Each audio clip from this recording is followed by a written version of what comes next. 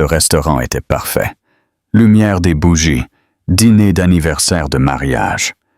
Son mari tendant la main à travers la table, couvrant la sienne avec la sienne, prononçant les mots qu'elle entendait chaque année depuis 17 ans. Joyeux anniversaire de mariage. Elle lui sourit en retour, et puis son téléphone vibra. Une fois, juste une fois, elle eut l'air si seule. Un numéro inconnu. 11 mots. Je suis là pour toi. La maîtresse de ton mari est enceinte. Ne réagis pas. Elle leva les yeux vers le visage de son mari, qui souriait encore, parlait encore, toujours complètement inconscient que la femme assise en face de lui venait de lire ces 11 mots et de sentir sa vie entière se diviser en un avant et un après. Elle ne réagit pas. Elle prit son verre de vin.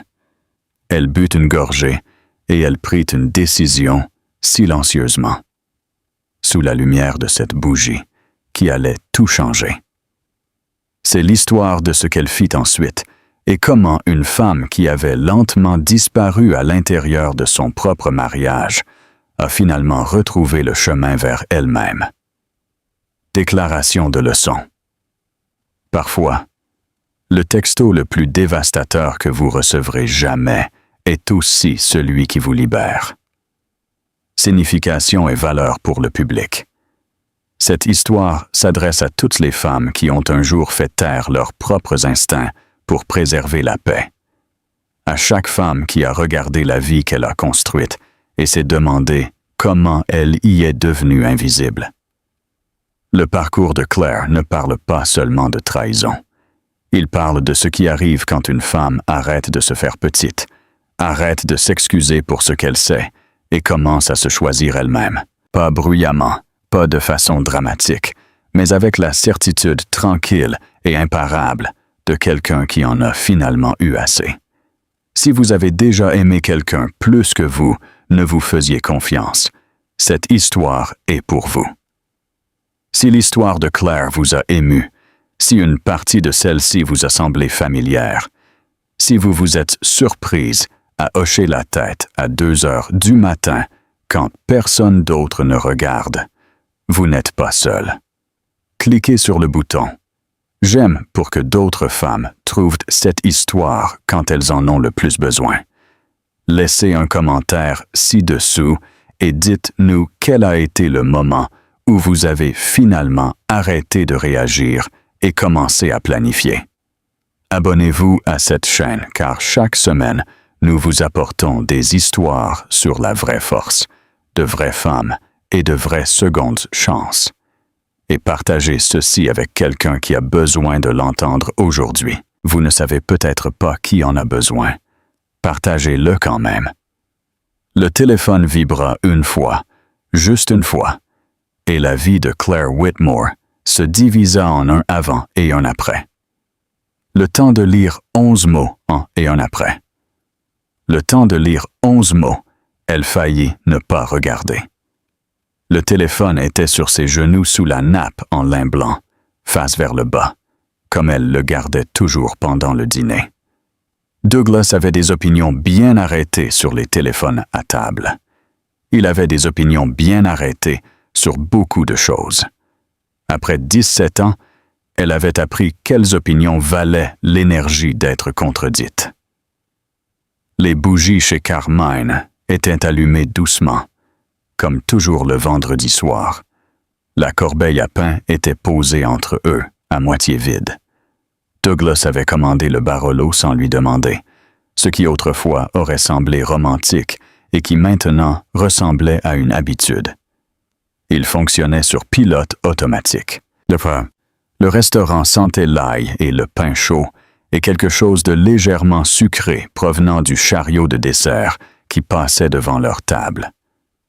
Toutes les 20 minutes. C'était leur anniversaire de mariage, 17 ans. Douglas était au milieu d'une histoire, le genre d'histoire qui nécessitait l'usage de ses 2 mains. Quelque chose à propos de Brett du bureau de Charlotte, et d'une conférence téléphonique qui avait dérapé d'une manière très amusante. Apparemment, elle pouvait dire à son expression qu'elle approchait de la chute. Elle connaissait son expression de chute de la même manière qu'elle connaissait le bruit de la 3e marche de leur escalier. 17 ans de données. Elle hocha la tête. Elle sourit. Elle prit son verre de vin. Le téléphone vibra. Elle baissa les yeux par instinct. Les enfants, probablement, Neil voulant savoir où était la télécommande. Shay demandant à quelle heure il rentrerait.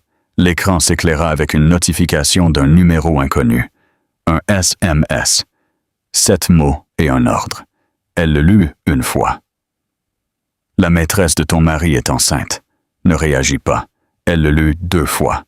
Le verre de vin était toujours dans sa main. Elle en était consciente. Elle était consciente que Douglas terminait son histoire sur Brett, atteignait la chute, riait de sa propre chute comme il le faisait toujours, d'une manière qui la faisait rire aussi autrefois, par pur réflexe. Elle lut le message une 3e fois. Douglas dit quelque chose. Elle rit au bon moment. Elle sut qu'elle avait ri au bon moment, car son expression se figea dans la satisfaction. Elle lut le message une 4e fois. Puis elle le supprima. Puis elle ouvrit son dossier de messages supprimés. Puis elle le lut une 5e fois. Son pouce plana au-dessus du numéro inconnu. Pendant 12 secondes, elle compta. Elle posa le téléphone face vers le bas dans son sac à main et posa le sac sur le sol près de ses pieds. Elle prit son vin. Elle but une gorgée. Le Barolo n'avait aucun goût, comme un liquide tiède sans propriété particulière. Elle en était consciente de la façon dont on devient conscient des sensations ordinaires quand quelque chose d'extraordinaire se passe en dessous. Douglas était passé à une autre histoire, quelque chose à propos d'un collègue nommé Patterson, et d'une situation de stationnement au bureau qui était apparemment aussi très amusante. Claire hocha la tête. Elle déchira un morceau de pain de la corbeille. Elle le mit dans sa bouche. Ça n'avait aucun goût. Elle était devenue douée pour hocher la tête. 17 ans à hocher la tête. Elle pourrait hocher la tête en dormant. Elle avait peut-être hoché la tête en dormant pendant des années. La maîtresse de ton mari est enceinte. Les sons du restaurant devinrent légèrement distants, comme ils le font quand on est assis dans une foule, mais soudainement très seul. Le cliquetis des verres à la table derrière eux. Le murmure des conversations des autres dîneurs. Quelqu'un riant trop fort près du bar. Le doux jazz que Carmine jouait les vendredis soirs. Instrumental, oubliable, fiable. Elle regarda le visage de son mari à travers la lueur de la bougie. Il était beau. Il avait toujours été beau. 44 ans, et toujours le genre d'homme qui obtenait un 2e regard de l'hôtesse quand ils entraient. Des cheveux bruns parsemés de gris aux tempes maintenant. Une belle mâchoire, de belles épaules. Il s'était maintenu en forme, ce qu'elle avait toujours pris comme un compliment, s'étant toujours dit que cela signifiait qu'il se souciait toujours de ce qu'elle pensait de lui. Il riait de nouveau. Il n'en avait aucune idée. Ne réagit pas. Elle but une autre gorgée de vin. Son téléphone vibra de nouveau dans son sac. Elle le laissa là. Douglas dit « Tu es silencieuse ce soir. »« J'écoute, c'est tout, » dit-elle. Il tendit la main à travers la table et couvrit sa main avec la sienne. Sa main était chaude. Elle avait tenu cette main dans une salle d'attente d'hôpital. Elle avait tenu cette main quand sa mère était morte. Elle avait tenu cette main dans le noir lors d'une centaine de nuits banales et s'était dit que c'était à ça que ressemblait l'amour après 17 ans. Elle retourna sa main et lui rendit son étreinte. Il lui sourit, un vrai sourire, pas le sourire poli. « Joyeux anniversaire de mariage », dit-il. « Joyeux anniversaire de mariage », dit-elle. Sa voix était parfaitement stable. Elle en fut légèrement surprise. Elle s'était attendue à ce que sa voix tremble. Elle ne trembla pas. Elle sortit chaleureuse et égale, exactement comme elle sonnait toujours, et elle classa cela comme une information sur elle-même qu'elle n'avait pas eue auparavant. Elle pouvait faire ça. Elle pouvait s'asseoir à cette table, dans ce restaurant, pour cet anniversaire de mariage, et elle pouvait sourire, lui tenir la main, manger la nourriture qui arrivait par plat, boire le vin qu'il avait choisi, et le laisser raconter ses histoires sur Brett, Patterson et la situation du parking. Et elle pouvait ne rien laisser paraître du tout. La question était de savoir pourquoi l'expéditeur anonyme lui avait dit de ne pas réagir. La question était de savoir qui en savait assez pour l'envoyer. Le plat de résistance arriva. Douglas la complimenta sur sa robe. La bleue, celle qu'il avait toujours dit aimer. Elle l'avait portée délibérément, comme elle la portait toujours pour les anniversaires de mariage, comme elle l'avait portée 100 fois, sans jamais s'arrêter, pour se demander si elle l'aimait. Elle mangea son saumon. Elle écouta. Elle rit 2 fois de plus, les 2 fois au bon moment. À 21h47, elle s'excusa pour aller aux toilettes. Elle tourna au coin, hors du champ de vision de Douglas, et marcha vers le fond du restaurant.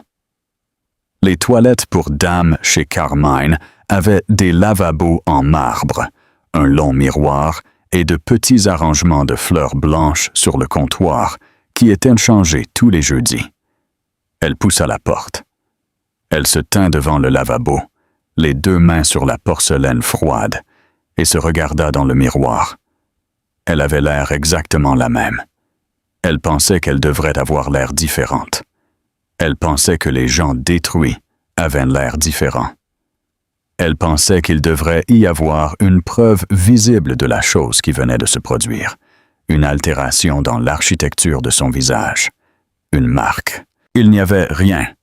Les mêmes yeux bruns, la même bouche, les mêmes ridules au coin qu'elle traitait avec une crème que Douglas avait un jour qualifiée d'inutile.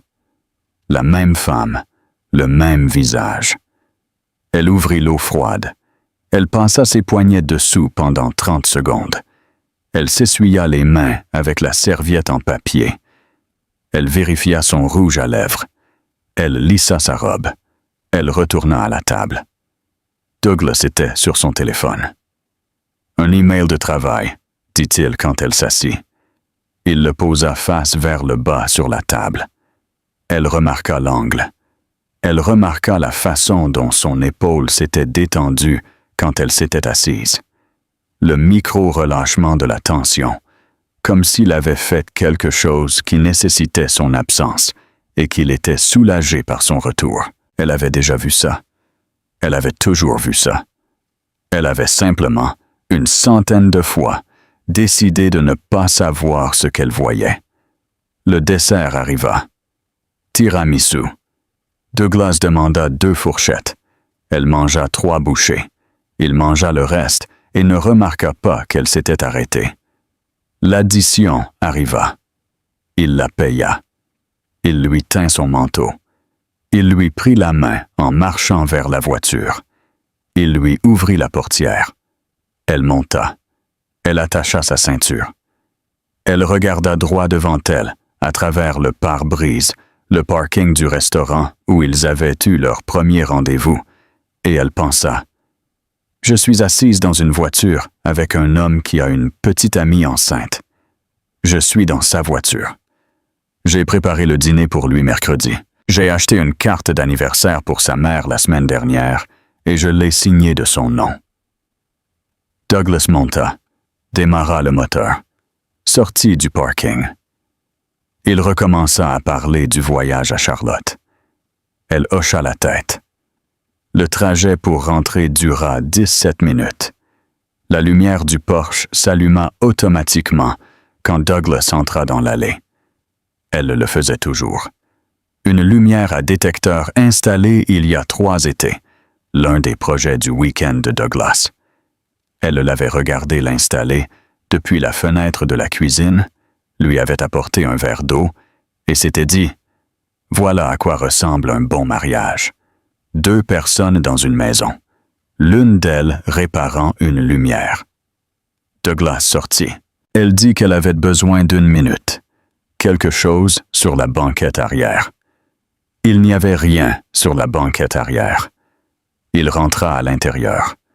Elle s'assit dans la voiture, dans l'allée, et fixa la porte d'entrée qui se fermait derrière lui, et elle ne bougea pas. La lumière du porche resta allumée. Elle la regarda. Elle pouvait voir la lumière du salon à travers la fenêtre avant. La lueur chaude spécifique de la lampe près du canapé. La lampe qui avait été dans la maison de sa mère avant d'être dans la leur. Elle pouvait voir l'ombre de Douglas bouger à l'intérieur, se diriger vers la cuisine, probablement pour prendre de l'eau avant de se coucher. Elle n'arrivait pas à se résoudre à entrer. Le problème n'était pas qu'elle ne savait pas quoi faire. Le problème était qu'à l'intérieur de cette maison, il y avait 2 adolescents qui croyaient encore que leur famille était unie. Le moment où elle franchirait cette porte, elle allait devoir commencer à leur mentir ou commencer à briser leur monde. Elle n'était prête à faire ni l'un ni l'autre. Elle resta assise dans l'allée pendant 22 minutes. Elle savait que ça faisait 22 minutes car elle regardait l'horloge sur le tableau de bord et qu'elle avait besoin de se concentrer sur quelque chose de précis. 22 minutes dans l'allée de la maison où elle vivait depuis 11 ans. La maison qu'elle avait choisie, le quartier pour lequel elle avait insisté, le jardin devant qu'elle avait planté elle-même, les hortensias, les herbes ornementales, le chemin en dalles qu'elle avait conçu en arrachant des photos de magazines. Neil apparut à la fenêtre de devant. Il scruta l'extérieur. 14 ans, le visage rond, confus. Elle lui fit signe. Un signe normal, le signe « tout va bien ». Il disparut. Elle sortit de la voiture. Elle entra. Douglas était déjà à l'étage. Elle entendait la douche. Elle alla voir les enfants. La porte de Shay était fermée, de la musique s'en échappant doucement. Neil était de retour sur le canapé. La télécommande avait finalement localisé un documentaire animalier à la télévision. Elle s'assit avec lui pendant 7 minutes. Elle regarda des pingouins faire quelque chose de difficile dans un vent antarctique. Elle embrassa le sommet de sa tête. Elle monta. Elle se lava le visage. Elle se brossa les dents. Elle mit son pyjama dans la salle de bain en fermant la porte à clé, ce qu'elle ne faisait jamais, ce qu'elle n'avait jamais eu besoin de faire auparavant. Ce qui était, elle le comprit, la première de nombreuses choses qui allaient être différentes maintenant. Douglas lisait au lit quand elle sortit. Il avait l'air détendu. Il avait l'air d'un homme qui avait passé un bon dîner d'anniversaire de mariage avec sa femme et qui lisait maintenant un chapitre avant de dormir. Elle se glissa de son côté. Il posa le livre. Il se tourna vers elle. « Bon anniversaire de mariage ?» demanda-t-il. « Vraiment bon », dit-elle. Il embrassa sa tempe. Elle le laissa faire. Il se retourna. Elle entendit sa respiration ralentir. En 12 minutes, il fut endormi. Elle avait déjà mesuré ça auparavant. Son temps pour passer de l'horizontale à l'inconscience. 12 minutes une nuit normale. 8 minutes quand il avait bu plus de 2 verres. Elle resta allongée sur le dos et fixa le plafond. Elle fit une liste dans sa tête. Avocat, compte bancaire, sa sœur à Portland, dans cet ordre. Elle pensa, « Je ne suis pas folle. J'ai senti que quelque chose n'allait pas depuis 2 ans. Chaque fois que je me suis excusée d'être méfiante, chaque fois qu'il m'a fait culpabiliser de demander où il était, chaque fois que je me suis dissuadée de croire ce que je savais déjà, je n'étais pas parano. » J'avais raison. Elle avait eu raison. Le plafond comptait 47 carreaux, en incluant les demi-carreaux sur les bords. Elle ne les avait jamais comptés auparavant. Elle les compta maintenant. Elle les compta 2 fois pour être sûre. À 2 heures du matin, Douglas respirait profondément et régulièrement à côté d'elle. Elle tendit le bras par-dessus la table de nuit. Elle avait appris son code d'accès 6 mois plus tôt. Elle l'avait regardé le taper de l'autre bout de la cuisine, un réflexe, pas de manière délibérée. Et elle l'avait rangé dans une poche mentale sans se demander pourquoi. Elle avait su, à un certain niveau, qu'elle le gardait. Elle avait su, à un certain niveau, qu'elle se préparait déjà à quelque chose qu'elle n'était pas prête à nommer. Elle le tapa. Maintenant, les textos n'étaient cachés par aucun moyen astucieux. Ils étaient juste là, dans ses messages, sous le nom de Renata. Pas de nom de famille. Une photo de contact qui n'était qu'un petit emoji soleil jaune. Elle ouvrit la discussion. Elle le lut 14 mois en arrière, en commençant par le plus récent. Elle lut 20 messages. Elle s'arrêta. Elle n'en lut pas plus. Elle en avait assez lu. Il l'aimait. À sa manière, avec ses mots soigneusement choisis, il aimait Renata. C'était en quelque sorte pire que s'il ne l'aimait pas. S'il n'avait été question que de physique, Claire aurait pu se raconter une histoire sur les hommes, la faiblesse, la proximité et les choix faits dans des moments de manque de discernement. Elle avait gardé cette histoire en réserve pendant 2 ans, cette explication possible, cette version pardonnable. Mais ce n'étaient pas des textos physiques. C'étaient les textos d'un homme qui était pleinement, entièrement, émotionnellement présent pour quelqu'un qui n'était pas sa femme. C'étaient les textos d'un homme qui demandait comment s'était passée sa journée, se souvenait de ce qu'elle avait dit, faisait un suivi, faisait des projets et disait bonjour. Les choses qu'un mari fait, les choses que Douglas avait cessé de faire pour elle, si progressivement qu'elle n'avait pas remarqué l'arrêt avant qu'il ne soit complet. Elle remit son téléphone exactement comme elle l'avait trouvé. Elle alla dans la salle de bain. Elle s'assit sur le bord de la baignoire froide dans le noir. Elle resta assise là pendant un long moment. La dernière chose qu'elle avait regardée avant de fermer la discussion était une photo enregistrée dans un dossier qu'il avait appelé « Visite de site », où une femme, jeune, brune, riant de quelque chose hors champ dans la lumière vive de ce qui ressemblait à une cuisine. Elle riait de la façon dont les gens rient quand ils ne savent pas qu'ils sont photographiés. Elle ressemblait, pensa Claire, à quelqu'un qui ne savait pas encore ce qui allait lui arriver. Elle ressemblait à Claire il y a 17 ans. Elle resta assise sur le bord de la baignoire jusqu'à ce que le ciel derrière la fenêtre de la salle de bain commence à s'éclaircir, passant du noir au gris. Puis elle se leva. Elle se lava encore le visage. Elle retourna au lit. Elle resta parfaitement immobile à côté de son mari et pensa « Qui a envoyé ce texto?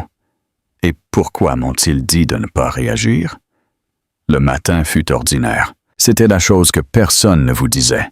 Le lendemain de la fin de votre monde restait juste un matin.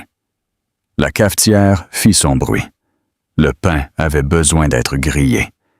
Neil descendit, encore à moitié endormi, cherchant le jus d'orange.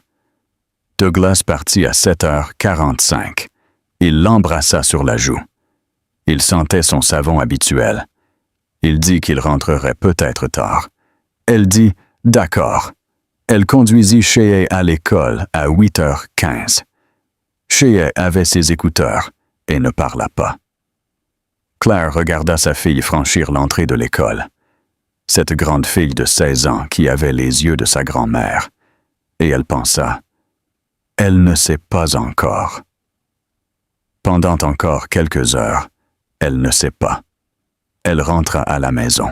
Elle s'assit à la table de la cuisine avec une tasse de café. Le café refroidit.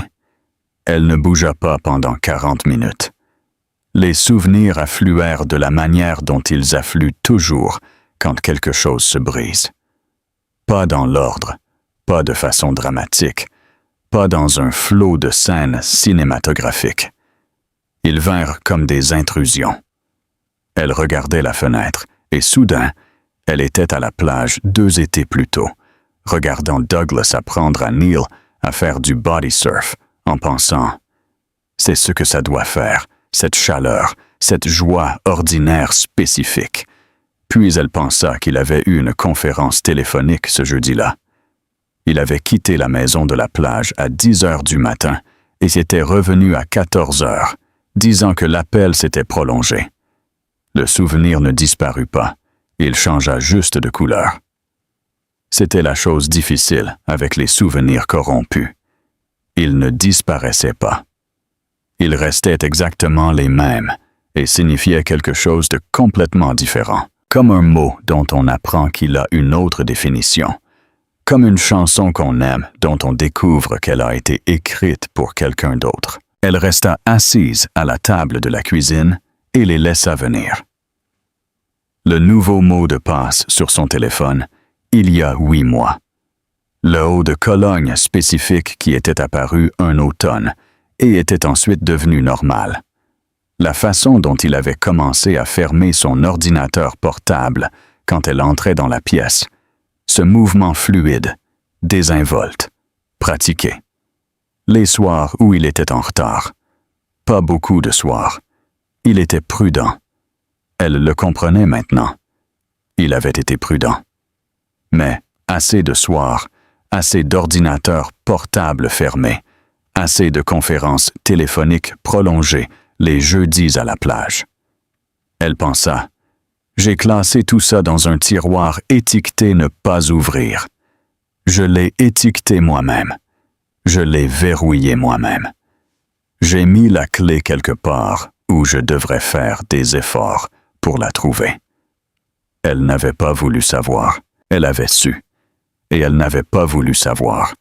Et c'était 2 choses différentes qui pouvaient toutes 2 être vraies en même temps. Elle prit son téléphone. Elle appela Beverly Calloway à 9h15. Bev répondit à la 2e sonnerie. « Hey, quoi de neuf? » Claire lui dit tout. Une longue phrase. En commençant par le restaurant, le texto, le miroir des toilettes, l'allée, les 2 heures du matin, les 14 mois de texto, la photo dans le dossier étiqueté visite de site. Elle se tenait dans sa cuisine avec le mascara de la veille et dit tout ça sans s'arrêter et sans pleurer. Il y eut un bref silence. Puis Bev dit « D'accord, écoute. Récupère tes relevés bancaires des 2 dernières années. Ne lui demande rien pour le moment. As-tu de l'argent liquide à toi? Un compte séparé? »« Oui, » dit Claire. « Celui de ma mère. N'y touche pas, ne déplace rien. J'arrive à midi. Tu as du café? Il est froid. Fais-en d'autres. » C'était Bev. Pas de pleurs, pas de « oh, ma chérie », pas de longue inspiration horrifiée, juste une main trouvant son coude dans le noir, pointant vers l'avant. Elle fit d'autres cafés. Elle se rassit. Elle ouvrit son ordinateur portable. Elle tapa. Combien de temps dure une liaison en général? Puis, un mariage peut-il survivre si l'autre femme est enceinte? Puis, qu'est-ce que ça veut dire quand votre mari arrête de vous demander comment s'est passée votre journée? Puis, signe que votre mari est amoureux de quelqu'un d'autre. Elle supprima son historique de recherche. Puis, elle resta assise là et pleura d'avoir dû le supprimer, parce qu'elle venait d'effacer la preuve de sa propre douleur. Elle avait effacé la preuve de sa propre douleur, comme elle l'avait effacée pendant 2 ans instinctivement, automatiquement. Le réflexe d'une femme qui avait appris que sa propre détresse était un inconvénient. Elle s'était effacée pendant des années. Elle n'ouvrit pas de nouvelles recherches. Elle resta avec cette pensée jusqu'à ce que Bev arrive à midi. Mais avant l'arrivée de Bev, il s'était passé autre chose. Elle avait toujours le numéro inconnu dans ses messages supprimés. Elle l'avait restauré ce matin-là, avant le réveil de Douglas, ayant besoin de le revoir. Elle mit le numéro dans une application de recherche inversée, dont Bev avait parlé une fois pour les appels indésirables. Elle n'était pas sûre que ça marcherait. Ça marcha. Le numéro appartenait à une femme nommée Sandra Whitmore. Sandra Whitmore. Elle resta très immobile. Douglas avait une cousine nommée Sandra. Il ne parlait presque jamais d'elle. Quand il le faisait, c'était brièvement, avec dédain instable, disait-il. Dramatique. Quelqu'un qui avait causé des problèmes lors d'événements familiaux et qu'il valait mieux garder à distance.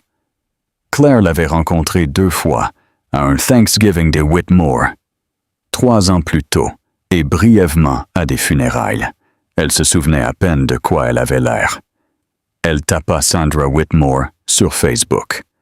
Le profil de Sandra n'était pas privé.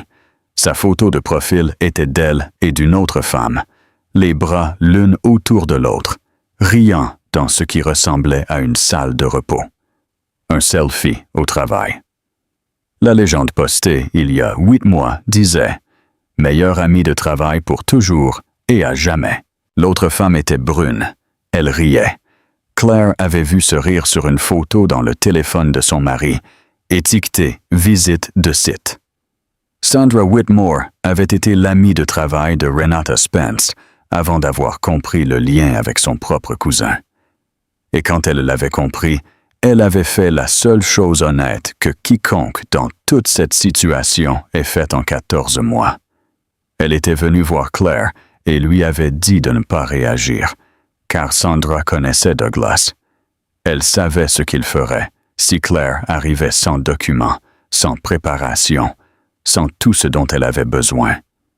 Il ferait passer Claire pour la personne instable. Il ferait de Claire la raison de l'échec du mariage. Quelqu'un de sa propre famille l'avait protégée. La sonnette retentit à midi. Bev entra avec un plateau du café de Mercer Street, un bloc-notes jaune et l'énergie concentrée de quelqu'un qui attendait d'être utile exactement de cette manière depuis longtemps. Elle s'assit. Elle ouvrit le bloc-notes. Elle déboucha un stylo. « Raconte-moi encore, » dit-elle. Tout, plus lentement. Elles passèrent tout en revue ensemble. Bev nota des choses. Elle posa des questions précises. Quelle banque? Quel compte? Le nom de Claire figurait-il sur tout ou seulement sur les comptes joints? La maison était-elle aux 2 noms? Qu'en était-il du portefeuille d'investissement?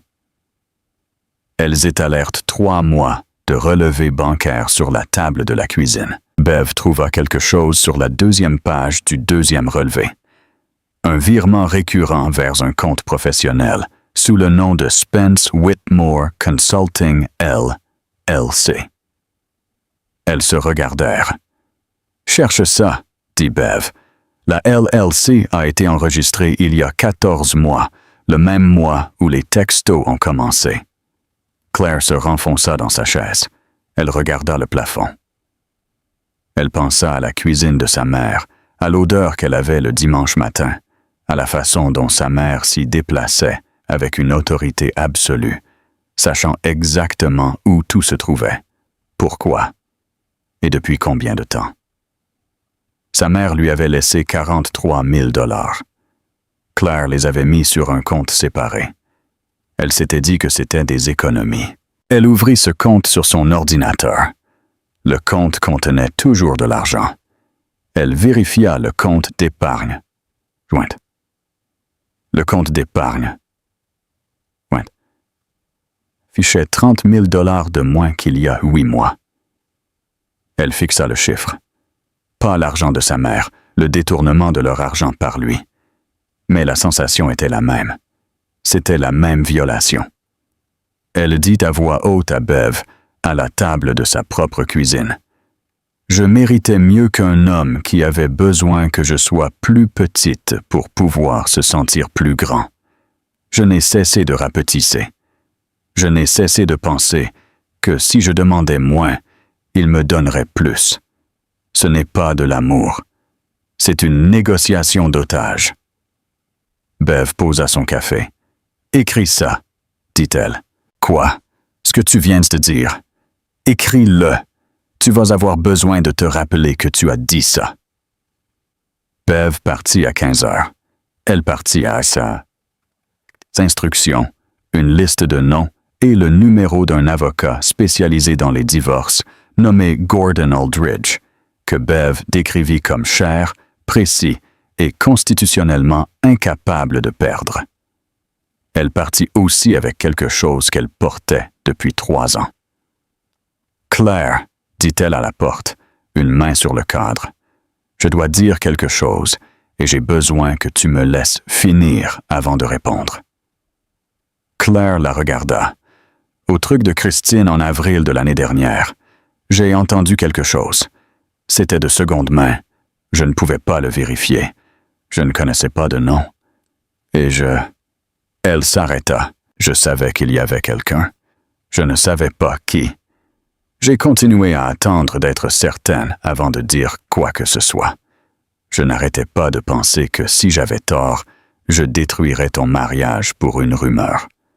Claire, je suis désolé. » Claire se tenait sur le seuil de sa propre porte et regardait le visage de sa meilleure amie, qui exprimait quelque chose de compliqué et d'honnête, et elle pensa, « Je savais que Bev ne lui faisait pas confiance.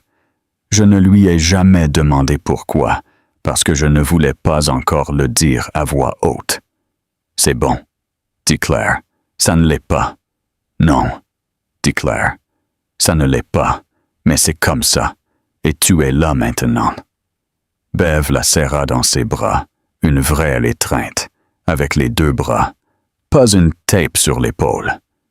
Puis, elle partit. Claire appela le bureau de Gordon Aldridge à 15h15. Son assistante lui fixa un rendez-vous pour 14 heures le mardi suivant. Elle le nota dans son téléphone sous le nom de « rendez-vous dentiste ». Elle n'était pas allée chez le dentiste depuis 2 ans. Cela semblait exact. Ce soir-là, Douglas rentra à 18h30. Le dîner était sur la table. Elle l'avait préparé de A à Z. Quelque chose qu'elle n'avait pas fait depuis des mois. Un poulet rôti avec des légumes. Le genre de dîner qui demandait de réels efforts. Il en fut ravi et aussi un peu déstabilisé. Elle pouvait voir la petite confusion traverser son visage, l'effort du dîner contrastant avec la légère distance dans son attitude. 2 signaux qui ne correspondaient pas tout à fait. Il l'embrassa sur la joue. Il se servit un verre d'eau. Ils s'assirent. Shea arriva à table avec un livre sous le bras, que Douglas redirigea doucement vers le comptoir. Neil arriva en courant, parlant déjà de quelque chose qui s'était passé en cours de sport. Le dîner fut normal. Elle passa les plats. Elle posa des questions. Elle rit au bon moment. Au dessert, elle avait aussi fait un dessert, ce qu'elle ne faisait jamais un soir de semaine, et que Douglas remarqua indéniablement. Il s'éclaircit la gorge. « J'ai réfléchi, » dit-il.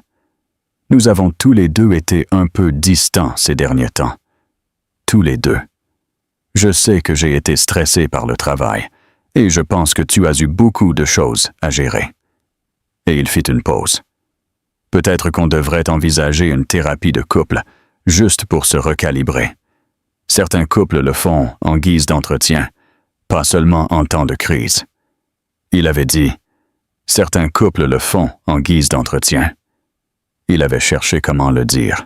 Elle pouvait entendre la recherche dans la formulation. Elle le regarda à travers la table. Elle prit son verre d'eau.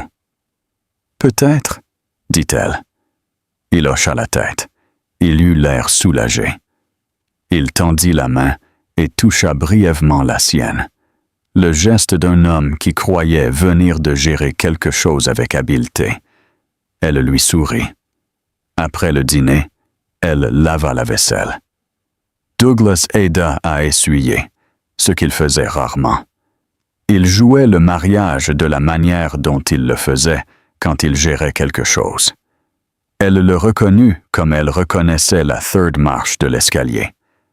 Les enfants allèrent dans leur chambre. Douglas s'endormit à 22h15. À 23h, elle se leva. Elle alla dans la cuisine. Elle alluma les lumières sous les placards, les lumières tamisées, juste assez. Elle ouvrit le placard à épices. Elle le réorganisa par ordre alphabétique, du 4 épices au curcuma, chaque pot en ordre. Puis, elle recommença par hauteur. Elle trouva 12 pots périmés et les jeta. Elle essuya chaque étagère avec un chiffon humide. Elle replaça chaque pot avec précision. Cela prit 40 minutes. C'était la seule chose qu'elle pouvait contrôler entièrement. Le cumin allait avant l'âneth. Elle savait exactement où allaient les choses. Pour la première fois depuis 2 jours, elle se sentit organisée. Le lendemain matin, elle appela le bureau de Gordon Aldridge et déplaça le rendez-vous à lundi. Elle ne pouvait pas attendre jusqu'à mardi. Le bureau de Gordon Aldridge était au 14e étage d'un immeuble du centre-ville, calme et bien éclairé, avec une vue sur le fleuve et des meubles qui communiquaient. Ceci est un endroit sérieux où l'on décide de choses sérieuses. Son assistante lui offrit de l'eau. Elle la prit. Gordon lui-même avait 55 ans, les cheveux argentés, avec l'économie de mouvement, de quelqu'un qui mesurait chaque action pour sa nécessité. Il lui serra la main, lui indiqua la chaise en face de son bureau et s'assit. Il lui posa 3 questions avant qu'elle ne puisse dire autre chose que son nom. « Voulez-vous sauver le mariage? »« Non, dit-elle. »« Voulez-vous qu'il sache que vous savez? »« Pas encore. »« Êtes-vous en sécurité? »« Oui. »« Bien, dit-il. Voici ce qui va se passer ensuite. » Il écouta tout sans aucune expression. Il posa 7 questions de suivi, chacune précise, chacune pointant vers quelque chose qu'elle n'avait pas encore pensé à examiner. À la fin de la réunion, il avait esquissé une stratégie préliminaire, identifié les principaux problèmes financiers et l'avait orientée vers une experte comptable judiciaire nommée Delia Park, qu'il décrivit comme minutieuse jusqu'à l'inconvénient. Elle rentra chez elle en voiture. Elle s'assit dans sa voiture dans l'allée, exactement à l'endroit où elle s'était assise 4 nuits plus tôt, et elle remarqua quelque chose de différent. Ses mains sur le volant étaient stables. Elle n'attendait pas le courage d'entrer. Elle pensait aux prochaines étapes. Elle entra. Elle vérifia son téléphone avant de passer la porte. 1 fois, 2 fois, 3 fois. Verrouillé, déverrouillé, verrouillé. Elle le mit dans son sac. Elle entra. Ce jeudi-là, Delia Park l'appela. Elle avait trouvé la LC. Elle avait trouvé l'adresse enregistrée de la LLC, qui était un appartement dans le quartier de Riverside. Elle avait trouvé l'acte de propriété de l'appartement. Douglas Whitmore avait acheté un appartement 11 mois plus tôt. Il était enregistré à son nom et à celui de Renata Spence. Il avait utilisé 80 000 $ de la ligne de crédit sur la valeur de leur maison pour le faire. La ligne de crédit qui était garantie sur leur maison. Leur maison. Claire était assise dans sa voiture dans le parking de l'immeuble où elle venait d'avoir un rendez-vous de suivi avec Gordon Aldridge, et elle lut le résumé envoyé par email par Delia Park, et elle ressentit quelque chose à quoi elle ne s'était pas attendue. Pas des larmes, pas de la rage, de la clarté. Une clarté parfaite et froide. Elle allait récupérer chaque centime. Elle allait avoir la maison, les enfants, son nom et l'argent de sa main. Elle allait le faire correctement et complètement, et elle allait le faire d'une manière qui ne laisserait rien de non résolu. Elle avait été la chose invisible dans ce mariage. Le meuble, beau et utile, est toujours à la même place. Elle n'allait plus être un meuble. Elle démarra la voiture. Elle rentra chez elle. La pire partie de l'attente était les moments ordinaires. Ce n'était pas de rester éveillée dans son lit. Elle s'était adaptée à cela. Elle avait ses carreaux de plafond, ses listes mentales, son inventaire silencieux des informations de la journée qui étaient étrangement gérables. C'étaient les moments ordinaires. Douglas lui préparant son café le dimanche matin, de la façon dont il l'avait toujours fait, de la façon dont elle l'avait laissé faire pendant 17 ans, sans se rappeler qu'elle le préférait en fait plus fort. Douglas lui demandant si elle avait vu sa cravate bleue. Douglas regardant la télévision à côté d'elle sur le canapé, son épaule touchant presque la sienne, son poids familier. Elle supporta tout cela. Elle sourit au bon moment. Elle était très fatiguée. Patrice Whitmore appela un mardi. C'était inhabituel. Patrice appelait le dimanche, fidèlement, à 18 heures. Le mardi matin n'était pas une heure d'appel pour Patrice Whitmore. Sa voix était prudente, d'une manière que Claire déchiffrait maintenant couramment. C'était la voix que Patrice utilisait quand elle se préparait à dire quelque chose qui n'était pas ce qu'elle voulait dire. « Je me demandais si tu voudrais qu'on déjeune ensemble cette semaine. Juste nous deux, ça fait trop longtemps. » « Bien sûr, » dit Claire. « Jeudi. » Elles allèrent au club, l'endroit de Patrice, la table de Patrice, le territoire de Patrice. Elle arriva en premier et était déjà assise quand Claire entra. Ses cheveux argentés parfaits, sa posture parfaite, son visage arrangé dans cette chaleur prudente qu'elle déployait comme un outil. Elle gérait les conséquences des actes de Douglas depuis 30 ans. Ça se voyait. Elles commandèrent. Elles discutèrent des examens à venir de Shea. Elles discutèrent d'une rénovation que Patrice faisait dans la salle de bain à l'étage. Elles discutèrent de la météo.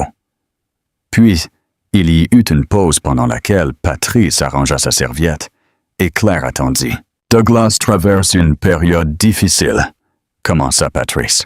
« Les hommes de son âge connaissent parfois une sorte de... » « Depuis combien de temps le savez-vous » dit Claire. Les mains de Patrice s'immobilisèrent sur le moyen sur la serviette. La table entre elles était très silencieuse. « 6 mois » dit Patrice. Enfin, ce mot lui coûta. Claire put entendre ce que ça lui coûtait. « Il est venu me voir. Il m'a dit qu'il allait y mettre fin. Je lui ai dit qu'il devait y mettre fin. Je l'ai cru. J'ai pensé. Vous pensiez pouvoir protéger la famille, dit Claire. Vous pensiez pouvoir gérer ça avant que ça ne m'atteigne. Je pensais que j'aidais. Vous le protégiez, dit Claire. Vous l'avez protégé toute sa vie des conséquences des choses qu'il a choisi de faire. Ce n'est pas de l'aide. C'est autre chose. Patrice regarda sa salade. Pour peut-être la première fois en 17 ans de déjeuner, de Noël et d'appels dominicaux, la mère de Douglas n'eut rien à dire. Claire mangea son déjeuner. Elle posa poliment des questions sur la rénovation de la salle de bain. Elle serra Patrice dans ses bras à la porte et dit que c'était charmant comme toujours, sortit du parking du club, tourna sur la route principale et s'autorisa pendant exactement 4 minutes à être complètement furieuse. Puis elle étudia. Puis elle appela Sandra Whitmore. Elle avait obtenu le numéro par Gordon, qu'il avait obtenu grâce aux recherches de Delia Park. Sandra répondit à la première sonnerie. « J'attendais cet appel », dit Sandra.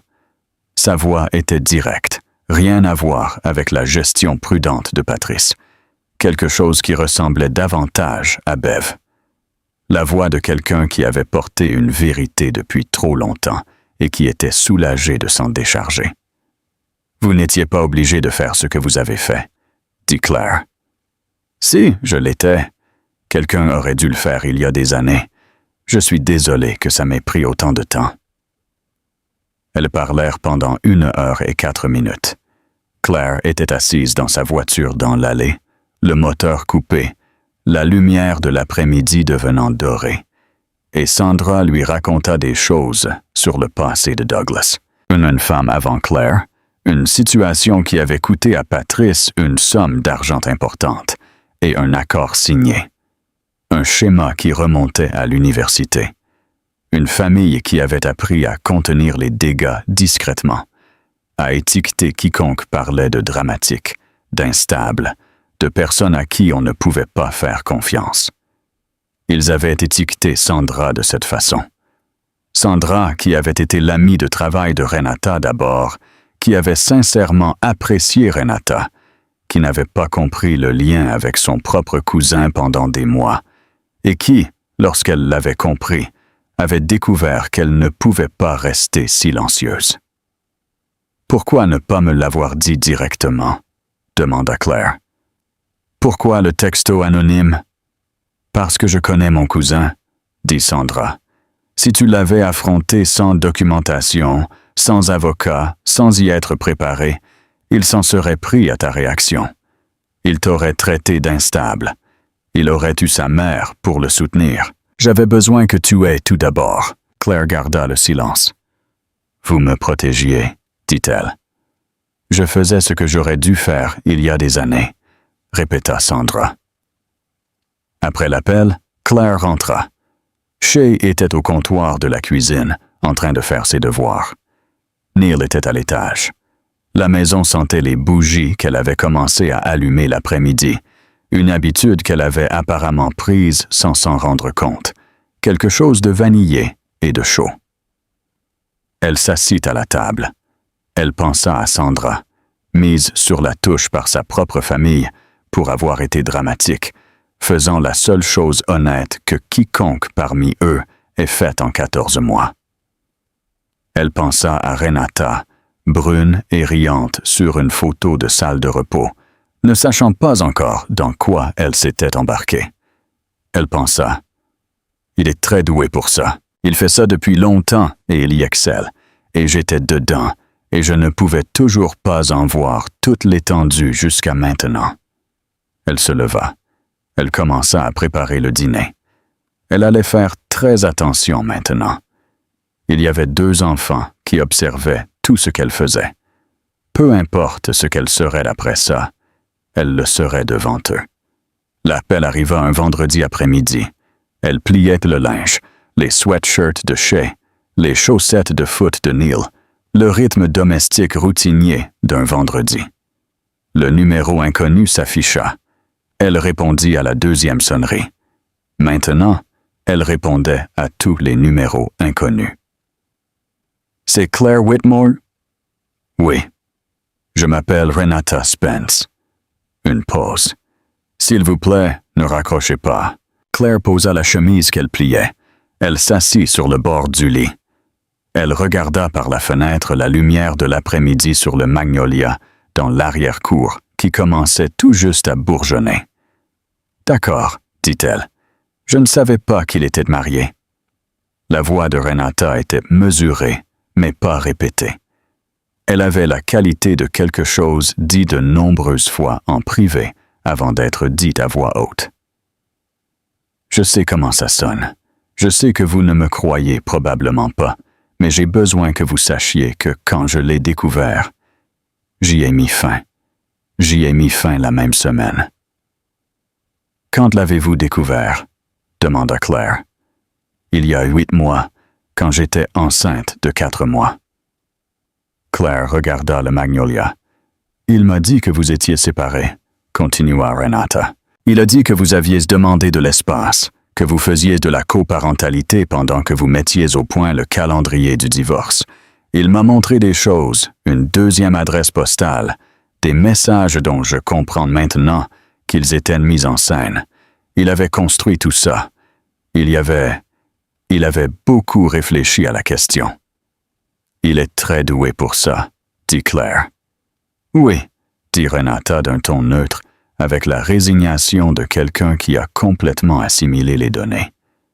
Sandra m'a dit qu'elle était mon amie de travail avant d'être sa cousine. Je n'ai pas connu le lien pendant des mois. Quand elle a compris, elle est venue me voir en premier. Elle a essayé de régler ça en famille. Quand ça n'a pas marché, elle est venue vous voir. Tout se mettait en place. Claire portait des morceaux de cela depuis 2 semaines, des morceaux individuels, et maintenant, le dernier était dans sa main. Le tableau était complet. « Pourquoi m'a-t-elle dit de ne pas réagir ?» demanda-t-elle. « Parce qu'elle connaît Douglas. Elle savait que si vous le confrontiez avant d'avoir tout, des documents, un avocat, une stratégie, il utiliserait votre réaction contre vous. Il vous ferait passer pour la personne instable. Il ferait de vous la raison pour laquelle tout s'effondrait. Sandra avait besoin que vous soyez prête d'abord. » Claire ferma les yeux un instant. Elle les rouvrit. « L'appartement, dit-elle. » Renata garda le silence. « Il l'a acheté avec notre argent, » dit Claire. Ce n'était pas une accusation. C'était juste le fait énoncé clairement. « Je ne savais pas ça non plus, » dit Renata. « Je travaille avec mon propre avocat. Je ne vous demande rien. Je n'attends rien de vous. J'avais juste besoin que vous sachiez la vérité. Vous méritez de savoir la vérité. » Elles restèrent silencieuses ensemble pendant un moment. 2 femmes dans des pièces séparées, toutes 2 dans les conséquences du même homme. Claire pensa à la colère. Elle avait beaucoup de colère. Mais cette colère, réalisa-t-elle, était toute dirigée dans une seule direction. Pas vers la femme au téléphone, mais vers l'homme qui avait construit 2 vérités distinctes et vivait confortablement dans les 2. « Merci, » dit Claire, « d'avoir appelé. »« Je suis désolé, » dit Renata. « Je sais que c'est inadéquat. Je suis désolé. Comment allez-vous? » demanda Claire. La question la surprit. Elle n'avait pas prévu de la poser. « Je gère, » dit Renata. « Mon frère Marcus est là. Il a été... » Elle fit une pause. « Il a débarqué au bureau de votre avocat la semaine dernière. Je ne le lui avais pas demandé. Il a juste décidé qu'il allait s'assurer que j'étais protégé. On m'a dit qu'il avait accidentellement apporté des documents qui ont été utiles à votre dossier. »« Oui, » dit Claire. « Gordon a mentionné que Marcus est comme ça. Il fait juste les choses et les explique plus tard. » Il y eut quelque chose qui ressemblait presque au début d'un rire amer dans la voix de Renata. Pas de la situation, juste de la qualité spécifique de Marcus, quel qu'il soit. « Y a-t-il quelque chose dont vous ayez besoin? » demanda Claire. Une autre pause, plus longue cette fois. « Non, » dit Renata. « J'ai ce dont j'ai besoin. J'ai ma fille qui arrive. J'ai mon frère. J'ai la vérité. Enfin, c'est suffisant. » Elles se dirent au revoir. Claire resta assise sur le bord du lit pendant un long moment. Elle pensa au texto anonyme à la table du dîner, à l'emoji soleil jaune comme photo de contact, à la photo étiquetée « Visite de site ». Au placard à épices à minuit, aux 14 mois de texto, à la conférence téléphonique du jeudi pendant les vacances à la plage, à la façon dont Douglas avait embrassé sa tempe pour leur anniversaire de mariage, et l'avait pensé, elle en était presque sûre, de la façon dont il était capable de penser quoi que ce soit. Elle pensa qu'il ne l'avait pas brisé. Il avait révélé très en profondeur à quel point elle s'était déjà brisée elle-même, en essayant de le maintenir entier. Elle se leva. Elle alla à la cuisine. Elle prépara le dîner. Elle le fit bien. Le pire mardi ne fut pas le mardi où Douglas reçut les papiers. Ce fut le mardi précédent. Shea rentra de l'école cet après-midi-là avec une question qu'elle portait depuis le matin. Claire pouvait le deviner à la façon dont elle s'asseyait au comptoir de la cuisine, à la façon prudente dont elle posait son sac, à son immobilité particulière qui signifiait qu'elle se préparait à quelque chose. Les parents de son amie se séparèrent. Son amie avait dit qu'elle le savait depuis des mois à cause de la texture de la maison, de la façon dont l'air changeait, des silences au dîner. Son amie avait dit que c'était pire de ne pas savoir que de savoir. Shea regarda sa mère. « Est-ce que ça va entre toi et papa? » 16 ans, les yeux de sa grand-mère qui observait tout.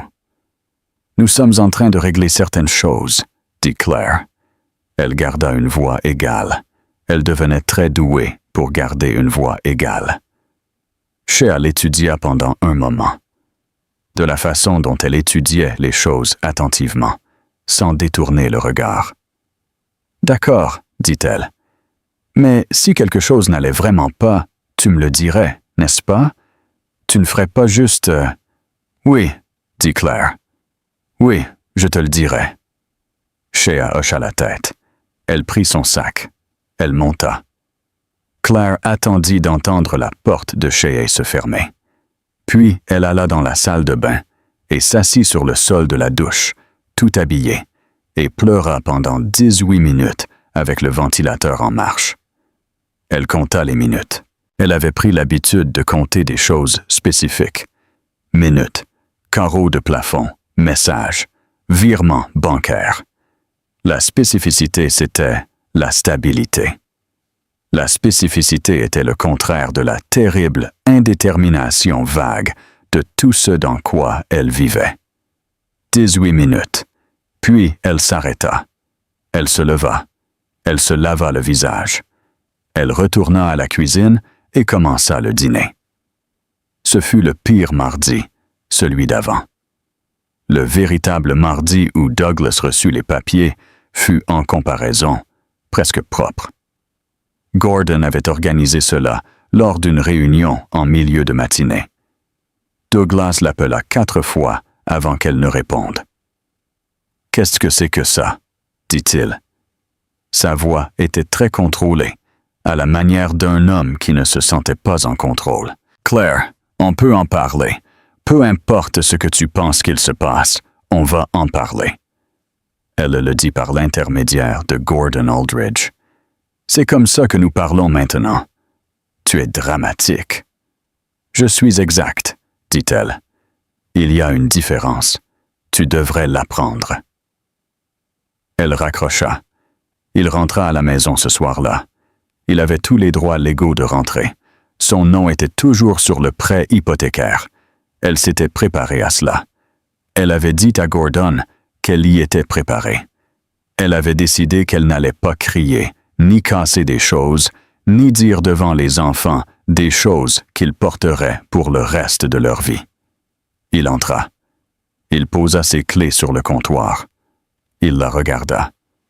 « Ce n'est pas ce que tu crois, » dit-il. Elle s'appuya contre le comptoir de la cuisine, les bras croisés, et ne dit rien. « L'argent, les trucs financiers, c'est compliqué et j'aurais dû être plus transparent à ce sujet. Je le sais, mais il y a des explications, et si tu juste... Où aimerais-tu que tes affaires soient envoyées? Demanda-t-elle. Sa mâchoire se crispa. Tu ne vas pas faire ça de manière rationnelle. Je vois. J'ai été très rationnelle, dit-elle. J'ai été rationnelle pendant 3 semaines. Gordon Aldridge a été rationnel en mon nom. Delia Park a été tout à fait rationnel avec la documentation financière. Tout a été très rationnel. Il passa en revue le reste de la séquence. Puis elle le regarda faire comme on regarde quelqu'un exécuter un programme familier. L'attaque. Tu as été froide pendant des années. Je me sentais seul. À quoi t'attendais-tu? L'inversion. Je ne peux pas croire que tu fasses ça aux enfants. Leur faire subir un divorce. Détruire une famille, pourquoi? La minimisation. Ce n'était pas ce que ça a l'air d'être. C'était compliqué. Ça n'aurait jamais dû. Elle le laissa finir. « Où, dit-elle, aimerais-tu que tes affaires soient envoyées? » C'est à ce moment-là que Shea apparut dans l'escalier. Elle était descendue pour prendre de l'eau, probablement. Elle se tenait au bas de l'escalier en pyjama et regarda les papiers de divorce sur la table, regarda son père et regarda sa mère. Elle prit les papiers. Elle lut la première page. Elle les reposa. Elle regarda son père pendant un long moment. Puis elle remonta. L'absence de ce que Shea avait dit fut plus forte que tout ce qu'aucun des parents ne dit dans les 20 minutes qui suivirent. Douglas partit à 21h30 avec un sac. Il allait chez Brett. Il dit qu'il... Elle ne répondit pas à cela. Elle verrouilla la porte d'entrée derrière lui. Elle resta dans le couloir, le dos contre la porte. Elle resta là un long moment. Puis elle alla dans la chambre de Shea. Elle frappa. « Entre !» dit Shea. Shea était assise sur son lit, avec les genoux remontés. Elle avait l'air très jeune. Elle avait aussi l'air très vieille. Claire s'assit sur le bord du lit. Elles s'assirent ensemble dans le calme de la chambre de Shea, qui sentait ce spray corporel rose et sucré et quelque chose de chaud provenant du diffuseur que Shea avait eu pour son anniversaire. « Ça va aller, » dit Claire. « Je sais, » dit-elle. « Je sais que tu sais. Je te le dis quand même. » Shea posa sa tête sur l'épaule de sa mère. Elles restèrent ainsi jusqu'à ce que Neil frappe à la porte et demande ce qui se passait, et si quelqu'un voulait des céréales. « Oui, » dit Shea. « Oui, » dit Claire. Ils descendirent tous les trois et mangèrent des céréales à 22h30, et personne ne parla beaucoup. Et ce fut, pensa Claire, l'heure la plus honnête que sa famille ait passée ensemble depuis longtemps. Elle se réveilla à 3 heures du matin. Elle alla dans la chambre de Shea. Shea dormait chez une amie cette nuit-là. La chambre était vide. Elle s'assit sur la chaise de bureau de Shea dans le noir. La pièce sentait l'odeur de sa fille. Le spray corporel, quelque chose de doux et de chaud. L'odeur particulière de la chambre d'une adolescente, qui était entièrement sa propre chose. Elle resta assise là jusqu'à 4 heures du matin. Elle ne pleura pas. Elle n'avait pas de larmes disponibles. Elle resta simplement assise dans la chambre de sa fille et pensa « Je dois faire très attention maintenant. Il y a 2 enfants qui observent tout ce que je fais. Quoi que je fasse ensuite, je le fais devant eux. Ce que je serai après ça, je le serai devant eux. » Elle pensa à sa mère. Sa mère était devenue veuve à 52 ans et ne s'était pas effondrée. N'avait pas joué la scène de ne pas s'effondrer. S'était simplement levée chaque matin et avait fait ce que la matinée exigeait. Claire avait observé cela en tant que jeune femme et pensait l'avoir compris. Elle ne l'avait pas compris jusqu'à maintenant. Se lever, c'était tout. Se lever correctement, c'était ça, le travail. Elle retourna dans sa chambre à 4h15. Elle dormit jusqu'à 6h. Elle se leva. Elle prépara le petit déjeuner le samedi matin. Elle fit des pancakes. Douglas était parti. La maison était à elle et aux enfants. Son absence spécifique n'était pas le vide dévastateur qu'elle avait craint. C'était de l'air, de l'espace dont elle ignorait qu'il était occupé. Elle prépara la pâte de A à Z, pas avec une préparation en boîte, de la façon dont sa mère la faisait, avec un peu de vanille et un peu plus de beurre que ne l'indiquait la recette. La cuisine était silencieuse au début. Juste le bruit du mélange, le grésillement du beurre dans la poêle et la cafetière qui faisait son bruit de routine. Neil apparut dans l'encadrement de la porte à 8h45, toujours en pyjama, glissant sur le parquet en chaussettes. Il se servit immédiatement trop de jus d'orange et dut en boire une partie avant de pouvoir poser le verre sur la table. « Ce sont de vrais pancakes ?» demanda-t-il. « De vrais pancakes ?» dit-elle. « D'une boîte. »« Non. » Il émit d'un son d'approbation sincère et grimpa sur le tabouret du comptoir. Elle alluma la radio doucement. Quelque chose sans parole. La cuisine sentait le beurre, la vanille et le café. La chaleur particulière d'un samedi matin, l'odeur qui signifiait que rien n'était exigé pendant quelques heures. Shea descendit à 9 heures. Elle s'assit au comptoir à côté de Neil. Elle ne dit rien pendant quelques minutes. Elle regarda sa mère cuisiner. « Maman, dit-elle. Est-ce que tu vas bien? » Claire considéra cela, pas rapidement. Elle se tenait devant la cuisinière et y réfléchit vraiment. « Je vais aller bien, » dit-elle. « Je pense vraiment que je vais aller bien. » Shea resta silencieuse un moment. Puis elle dit « Bien ».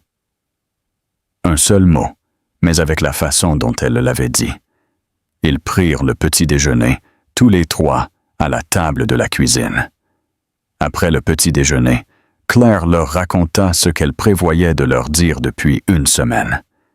Elle y avait pensé dans la voiture, sous la douche, et à 3 heures du matin, sur la chaise de bureau de Shea.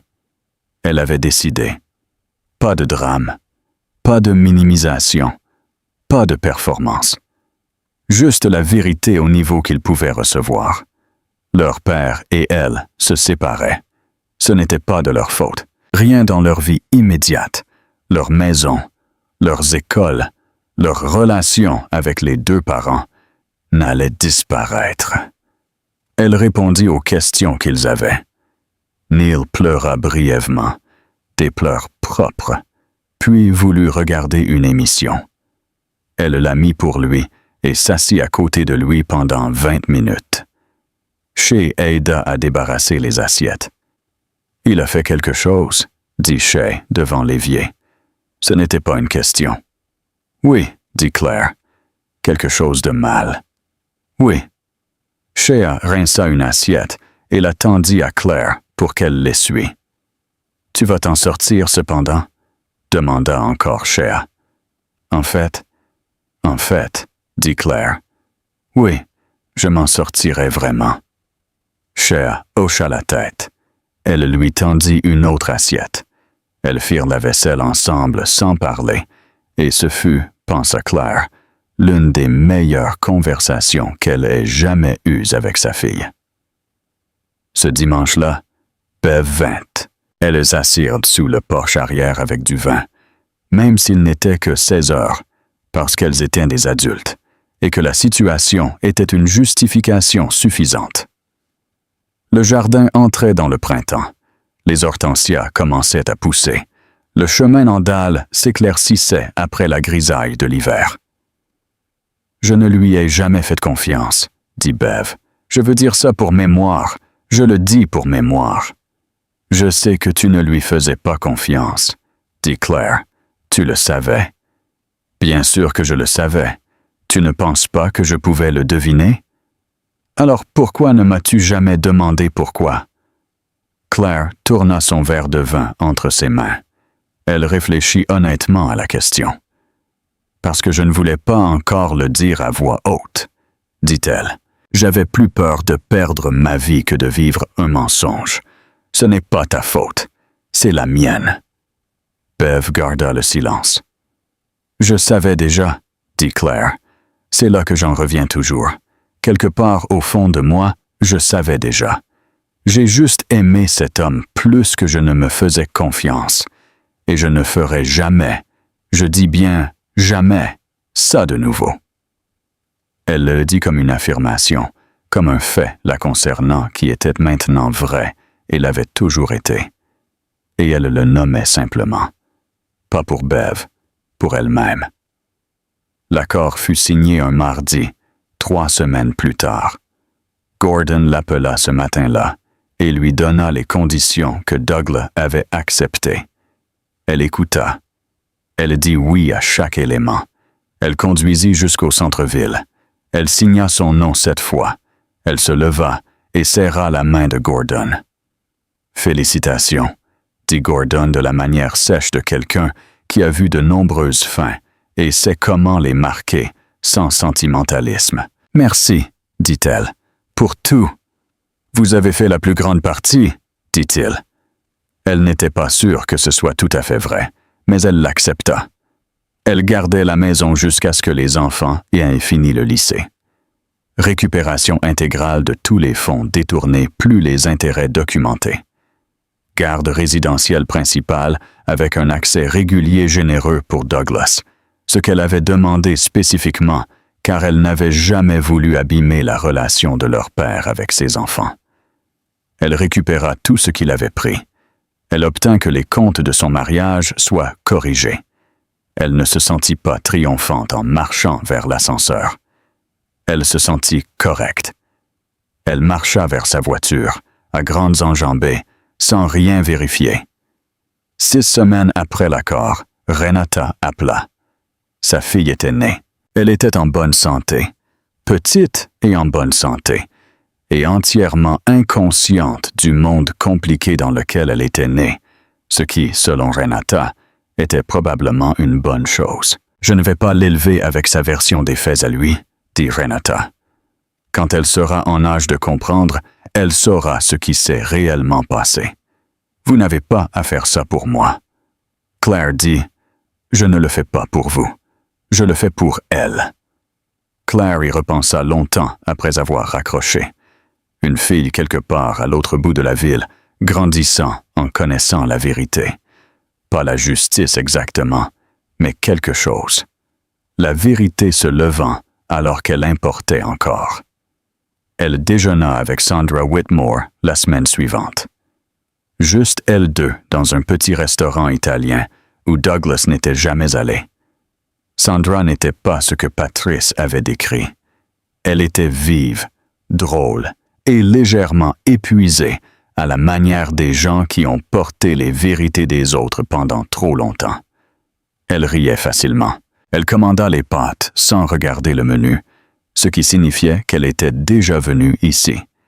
Ce qui signifiait qu'elle avait toute une vie que la version de sa famille n'avait rien à voir avec elle. « Je veux vous dire merci », dit correctement Claire. Sandra fit un signe de la main.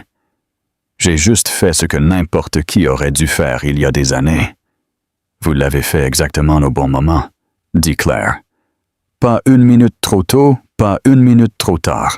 Exactement quand ça devait arriver. » Sandra la regarda de l'autre côté de la table. « Est-ce que vous allez vraiment bien? » demanda-t-elle. « Parce que vous avez l'air différente, » dit Claire. « Oui, je sais, » dit Claire. « Je vais bien. » C'était le cas. Elle avait recommencé à penser au travail. Un ancien collègue avait appelé. Il avait vaguement entendu dire que Claire envisageait d'y retourner. Claire avait été une bonne directrice marketing, mieux que bonne. Elle était partie parce qu'ils avaient changé de ville pour la carrière de Douglas. Elle s'était dit que c'était un choix. Techniquement, ça avait été un choix. Elle avait un appel prévu pour jeudi. Elle s'y prépara de la façon dont elle se préparait toujours pour tout. Spécifiquement, en connaissant son sujet avec confiance. Elle prit des notes. Elle se renseigna sur l'entreprise. Elle réfléchit à ce qu'elle avait à offrir. Jeudi arriva. L'appel se passa bien. Elle programma un suivi. Elle se tenait dans la cuisine après cela, préparant du café, et quelque chose changea dans sa conscience. Elle avait fait du café pendant 17 ans dans cette cuisine. Elle l'avait fait comme Douglas l'aimait. Intensité moyenne, lait entier, 2 sucres. Elle l'avait fait de cette façon depuis si longtemps qu'elle avait oublié qu'elle avait déjà eu une autre préférence. Elle regarda le mug dans sa main. Elle pensa, « Quand ai-je arrêté de le faire comme je l'aime? » Elle s'en prépara une nouvelle tasse, forte, un petit nuage de lait d'avoine, sans sucre. Elle se tint au comptoir et la but. Il avait exactement le goût que le café devait avoir. Elle rit, un petit rire privé, dans sa propre cuisine à 9 heures du matin, dans une maison qui était la sienne. Elle prit son téléphone et réserva un vol pour Rome. Elle voulait y aller depuis 20 ans.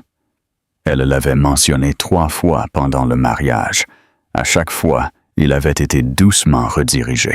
Douglas préférait les destinations balnéaires, ou bien l'emploi du temps ne convenait pas. Ou alors il pourrait y aller plus tard, l'année prochaine, éventuellement. Elle réserva un vol, un seul nom sur la réservation.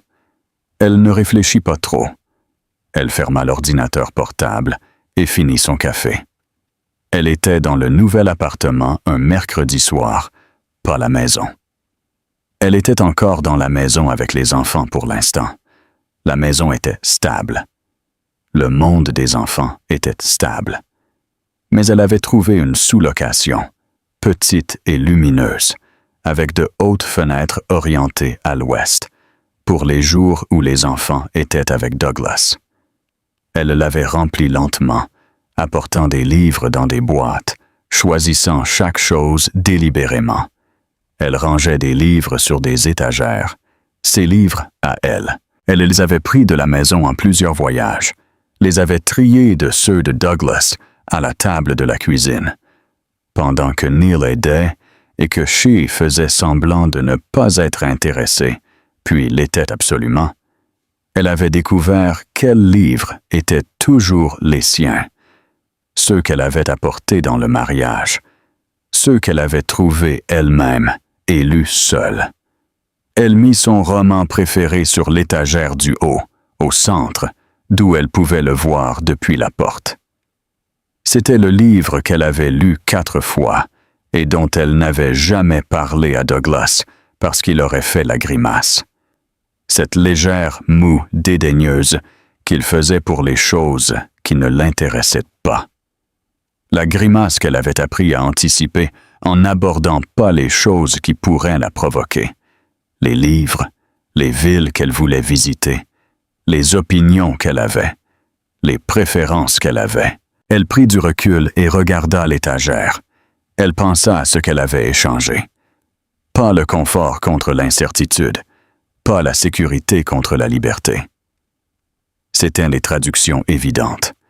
Ce qu'elle avait réellement échangé était plus silencieux et plus spécifique.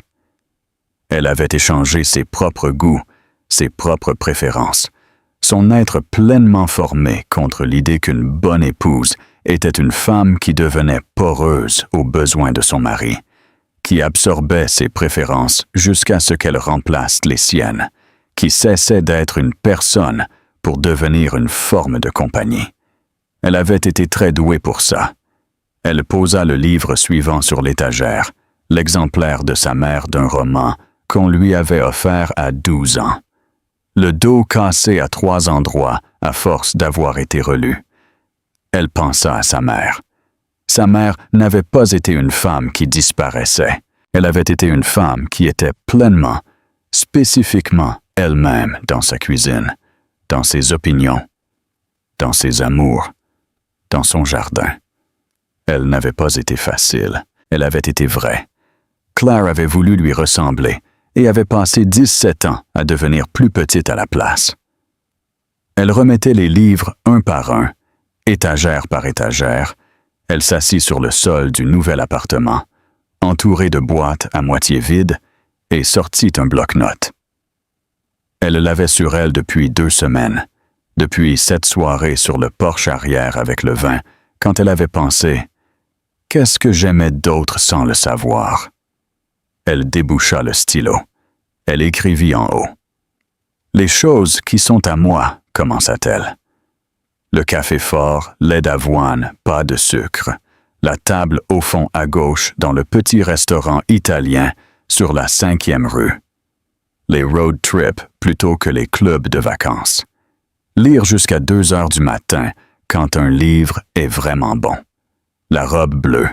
Elle reste dans le placard parce que j'étais belle et je sais que j'étais belle et je ne cède pas une robe à une nuit qui ne la mérite pas. Le silence le matin avant que quiconque ne soit réveillé. Neil qui glisse sur le parquet en chaussettes. Shea qui me tend une assiette devant l'évier. Le 4/4 au citron de ma mère. Le travail pour lequel j'étais doué. Elle regarda le dernier élément pendant un long moment. Elle pensa à l'appel de jeudi, au suivi prévu pour la semaine prochaine, à cette chose qui lui était revenue si facilement. comme une langue qu'elle n'avait pas parlée depuis des années, mais qu'elle n'avait jamais vraiment oubliée. Elle pensa au voyage à Rome. Dans 6 semaines, un seul nom sur la réservation. Elle reboucha le stylo. Elle se leva. Elle finit de ranger les livres sur l'étagère. Ces livres, dans son ordre, dans son appartement, un mercredi soir où elle n'avait nulle part où aller. Rien à gérer, et personne pour qui se donner en spectacle. L'appartement était calme. Les fenêtres étaient passées de l'or au bleu, dans la lumière du soir. Elle se fit du thé. Elle avait une préférence en matière de thé aussi. Elle découvrait une préférence très précise pour le thé, restée silencieuse pendant des années. Et elle se tint à la fenêtre et regarda la ville, une ville qu'elle avait choisie, un quartier dont elle avait eu envie, différent de la banlieue, plus proche du centre, plus bruyant d'une façon qui semblait vivante, plutôt qu'intrusive. La porte de la prison avait été déverrouillée depuis le début. Elle avait été son propre gardien, et au moment où elle avait cessé de l'être, la porte s'était simplement ouverte. Elle l'avait franchie. C'était tout. Elle finit son thé. Elle posa le mug dans l'évier. Elle prit son téléphone. Elle rejoignait Bev pour dîner, pour aucune raison particulière, juste pour dîner. Un petit endroit, du bon pain. Le genre d'endroit où les tables étaient proches les unes des autres et où flottait une odeur chaude venant de la cuisine. Elle fut prête en avance. Elle s'assit dans l'appartement, son appartement, dans la chaise qu'elle avait choisie, face à la fenêtre qu'elle avait choisie, et elle pensa au dîner chez Carmine, 17 ans plus tôt. Premier rendez-vous, un Douglas plus jeune se penchant en avant à travers la table, lui posant des questions, sincèrement intéressé, ou bien jouant une performance convaincante d'intérêt sincère. Elle s'était dit, « Celui-là, fais attention. » Elle n'avait pas eu tort. Il faisait attention. Elle avait juste appris trop lentement la différence entre faire attention et faire attention sélectivement, de la manière qui le servait. Lui. Elle repensa au dîner d'il y a 3 semaines, leur anniversaire de mariage, la lueur de la bougie, la corbeille de pain, le barolo qu'elle n'avait pas choisi, ses mains, son rire, le téléphone vibrant une fois sur ses genoux sous la nappe de lin blanc. Elle se dit que si elle avait pu voir, ce soir-là, où elle en serait 3 semaines plus tard. Cet appartement, cette chaise, cette fenêtre, cette liste sur un bloc-notes, ce voyage à Rome, cet appel pour un emploi, cette tasse de thé préparée exactement comme elle l'aimait en réalité. Elle ne l'aurait pas cru.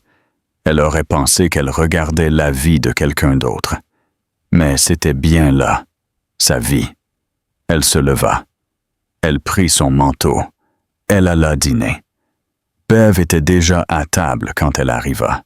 Elle se leva quand elle vit Claire passer la porte. Pas pour la serrer dans ses bras. Juste se leva.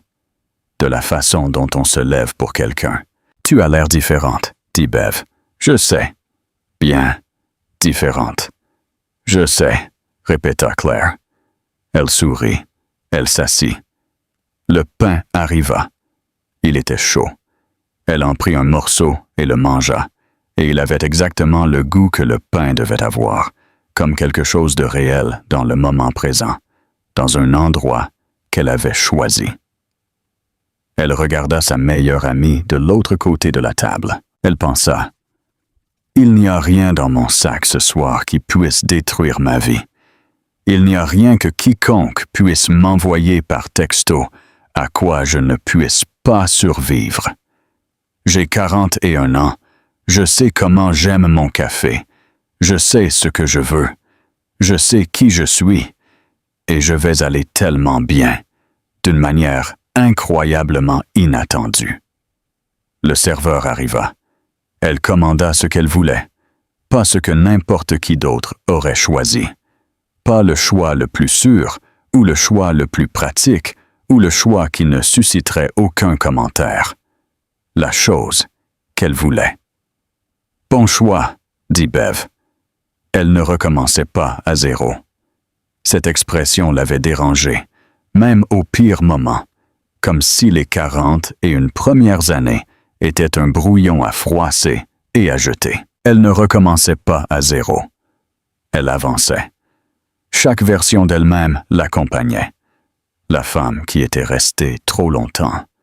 La femme qui avait finalement arrêté de rester. La femme qui s'était assise dans un restaurant pour son anniversaire de mariage avait lu 11 mots et s'était complètement contenue. La femme qui s'était assise sur le bord d'une baignoire à 2 heures du matin et avait fait une liste. Avocat, compte bancaire, sa sœur. La femme qui avait réorganisé le placard à épices à minuit parce que c'était la seule chose qu'elle pouvait contrôler. La femme qui avait dit la vérité à ses enfants de la seule manière qu'elle connaissait. Tout ça, tout d'elle. Elle ne s'était pas débarrassée d'une identité. Elle en avait récupéré une. Dehors, par la fenêtre du restaurant, la ville faisait son beau bruit habituel. Quelqu'un qui riait trop fort sur le trottoir. Un taxi.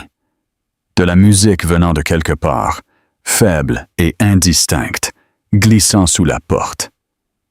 Bev parlait de quelque chose de drôle qui s'était passé au travail. Une histoire qui se construisait vers une chute que Claire voyait venir et à laquelle elle souriait déjà. Elle prit son verre d'eau. Elle se pencha en avant. Elle écouta. Le dîner était bon. Le pain était chaud. Elle était, réalisa-t-elle avec quelque chose qui ressemblait presque à de la surprise, exactement là où elle voulait être. Avertissement de clôture.